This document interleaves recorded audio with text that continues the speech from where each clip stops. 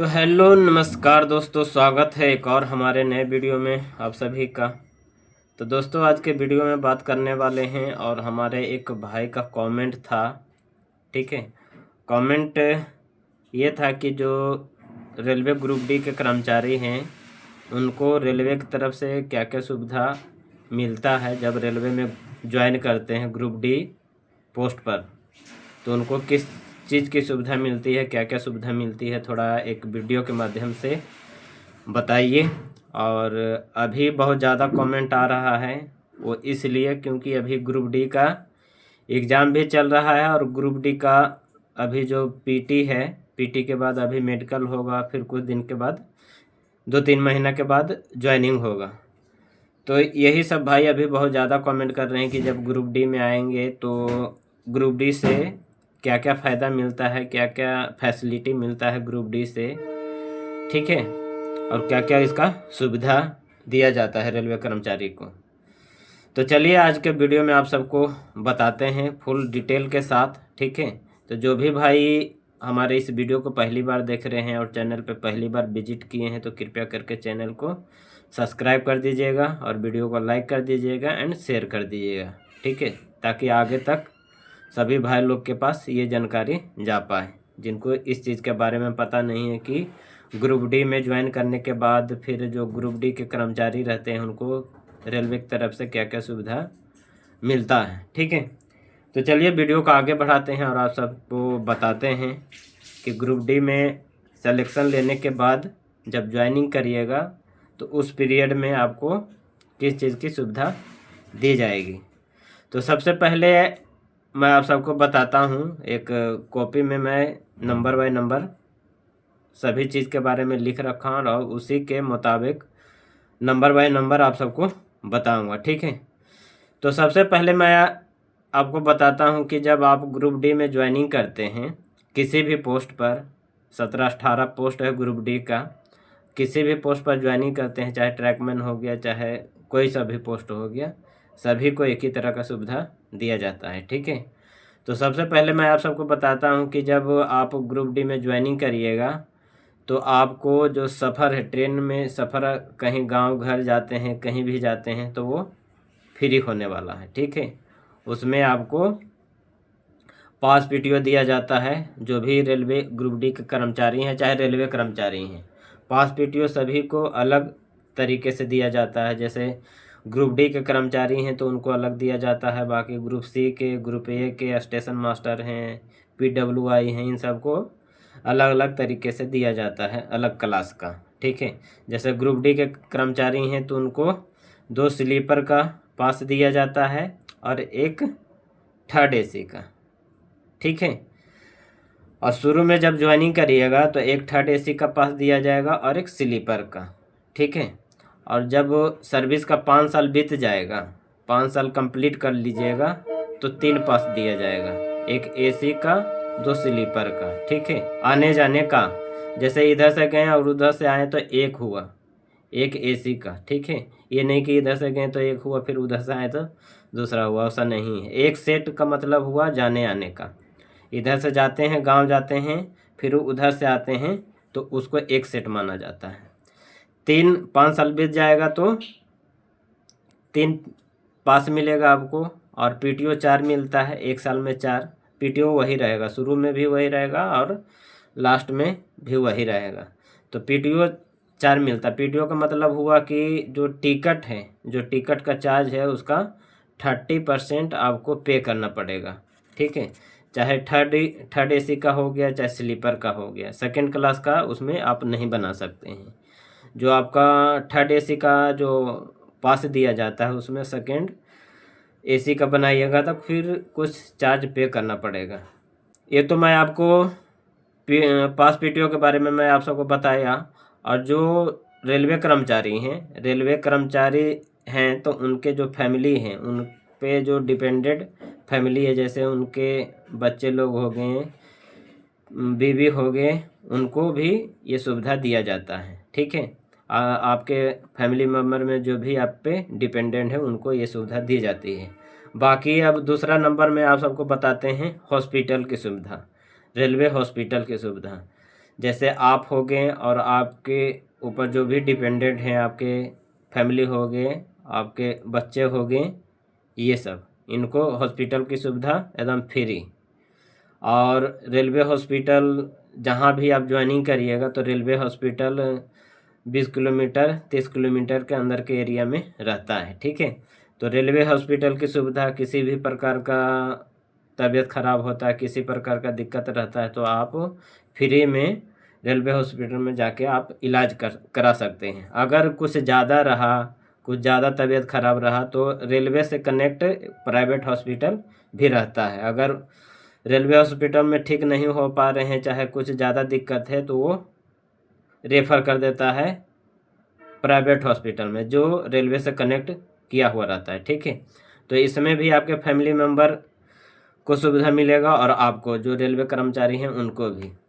और तीसरा नंबर में है क्वार्टर की सुविधा। कहीं भी आप रेलवे में ज्वाइनिंग करते हैं, ग्रुप डी में कहीं भी, ग्रुप डी हो गया चाहे कोई सा भी पोस्ट हो गया, कहीं भी ज्वाइनिंग करते हैं तो रेलवे की तरफ से रेलवे क्वार्टर की सुविधा भी दी जाती है। उसमें आपको जो ग्रुप डी के कर्मचारी हैं उनको RB1 टाइप का क्वार्टर अलाउट किया जाता है। बाकी ग्रुप सी के हैं चाहे ग्रुप बी के हैं तो उनको RB2 RB3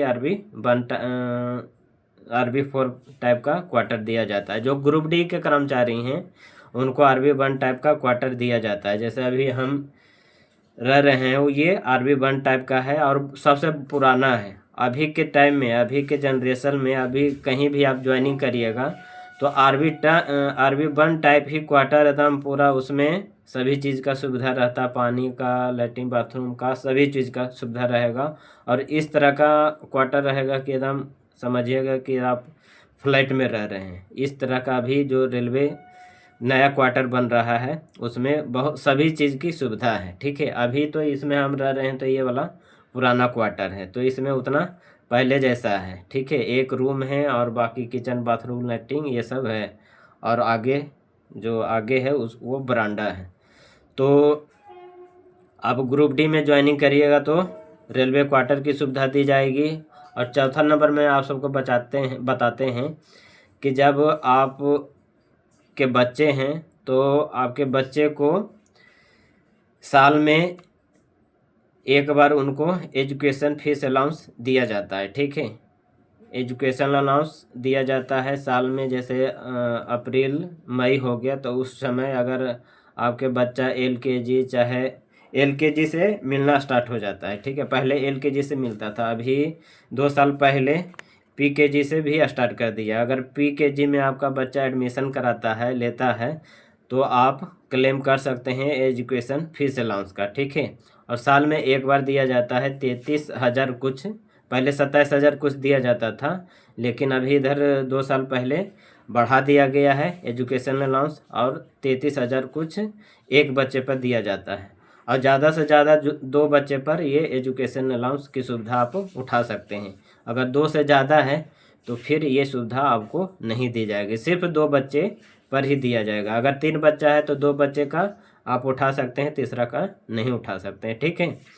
अब बाकी एजुकेशन अलाउंस के बारे में बता दिए। और एक हॉस्टल अलाउंस रहता है, जैसे आपका बच्चा 10वीं 12वीं में पढ़ रहा है और हॉस्टल में रहता है तो हॉस्टल का अलग है, वो उसका 92,000 कुछ है। हॉस्टल में अगर आपके बच्चा पढ़ रहा है तो हॉस्टल का क्लेम करिएगा तो 92,000 कुछ रेलवे की तरफ से सालाना साल में दिया जाता है, ठीक है।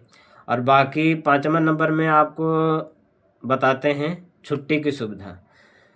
रेलवे ग्रुप डी में चाहे किसी भी पोस्ट पर ज्वाइनिंग करते हैं तो साल में जो छुट्टी मिलता है वो भी मैं आप सबको बता देता हूँ। टोटल 50 छुट्टी मिलता है, ठीक है। साल में आपको लेने का 50 छुट्टी, 10 CL हुआ जिसको कैजुअल लीव बोलते हैं, ठीक है। और ये एक साल में लेना ही लेना है। बाकी 30 LAP हुआ, लीव एवरेज पे, ठीक है। 30 LAP हुआ और 20 HLAP, 20 HLAP मिलेगा तो उसको हाफ माना जाता है, ठीक है। 20 का आधा हुआ तो हाफ 10 हुआ, तो 10 HLAP आपको एक साल में मिलेगा।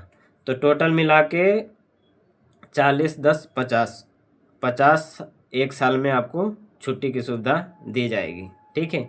और बाकी छठा नंबर में आप सबको बताते हैं। छठा नंबर में आ गया माता पिता या सास ससुर। इधर पहले तो नहीं था, अभी इधर रेलवे बोर्ड की तरफ से एक नया लेटर जारी किया गया है और उसमें बताया गया है कि अगर आपके ऊपर माता पिता डिपेंडेंट हैं, चाहे सास ससुर को देखने वाला कोई नहीं है, तो आप रेलवे को बता सकते हैं और उनका वो अपने फैमिली मेम्बर में ऐड कर सकते हैं। पहले ऐसा नहीं था।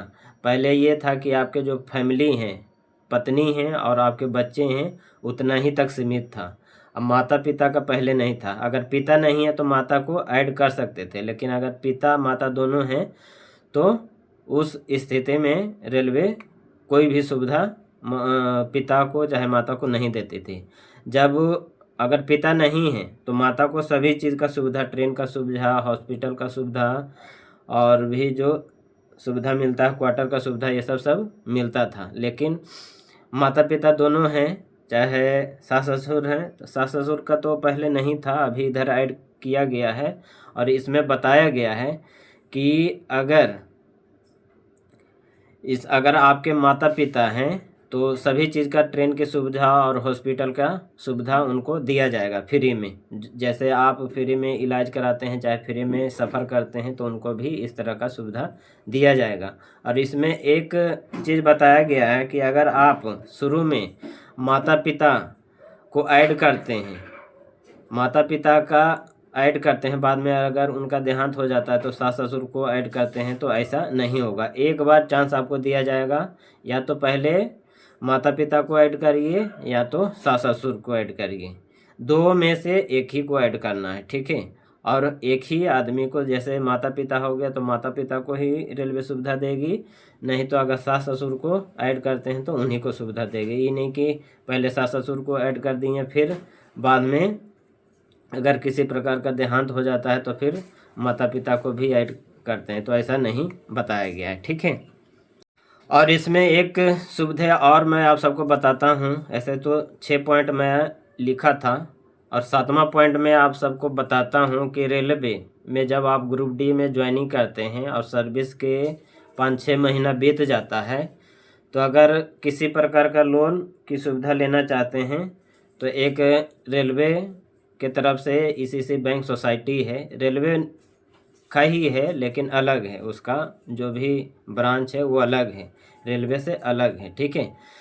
तो अगर किसी प्रकार का लोन कोई बड़ा काम करने के लिए, चाहे घर उर बनाने के लिए, कहीं प्लॉट खरीदने के लिए अगर सोचते हैं नौकरी के बाद, ग्रुप डी में आने के बाद, तो आपका सर्विस का 6 महीना बीत जाएगा, उसके बाद आपको रेलवे से लोन ले सकते हैं। ईसीसी बैंक एक यूनियन के तरफ से बनाया गया है, वहाँ से जो भी रेलवे कर्मचारी लोन लेते हैं तो आसान किस्तों पर आसान ब्याज दर से लोन दिया जाता है। और शुरुआती दौर में जो ग्रुप डी के कर्मचारी ज्वाइनिंग करते हैं तो 6.5 से 7 लाख तक उनको लोन की सुविधा मिल जाती है। ठीक है। और जैसे जैसे उनको वो सीनियरिटी बढ़ता जाता है, ग्रेड पे बढ़ता जाता है, उसे लोन का अमाउंट भी बढ़ता जाता है। जैसे 1900 ग्रेड हो गया, 2400 ग्रेड हो गया, तो उस दौरान आप 7 लाख, 8 लाख, 9 लाख ले सकते हैं लोन। ठीक है। तो एक लोन की भी सुविधा मिलती है। ठीक है।